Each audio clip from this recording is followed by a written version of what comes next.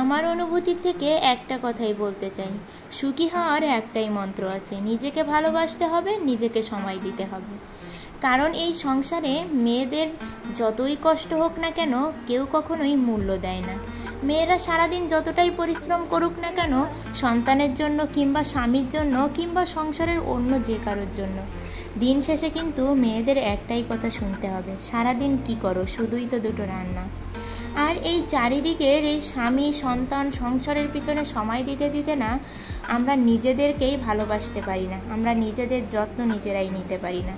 এর কারণেও এমনও হয় যে কখনো কখনো এই নিজের দিকে খেয়াল না রাখতে গিয়ে, নিজের শরীরের যত্ন না নিতে গিয়ে স্বামীর মন থেকেও দূরে সরে যেতে হয়।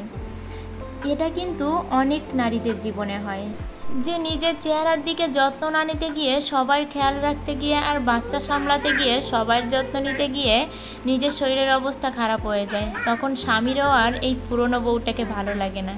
আসলে ওই যে বউ তো পুরনো হয়ে যায়, কিন্তু স্বামী কখনো পুরনো হয় না। আর এর জন্যে সবাইকে একটা টিপসই আমি দেব যে আমিও কিন্তু নিজের যত্ন নিতাম না, তবে একটা কথাই সবাইকে বলবো যে সব দিকে খেয়াল রাখতে গিয়ে নিজের যত্ন নেওয়া তোমরা কেউই ভুলে যেও না। আগে নিজের যত্ন নাও, হ্যাঁ সবার যত্ন নিতে হবে, তারপরেও কি নিজেকে ভালোবাসতে হবে, নিজের খেয়াল রাখতে হবে, তবেই জীবনে সুখী হতে পারবে। এই ছোট্ট ভিডিওটি ভালো লাগলে অবশ্যই ভিডিওতে লাইক কমেন্ট করবে আর চ্যানেলটি সাবস্ক্রাইব করে বন্ধু হয়ে পাশে থেকো।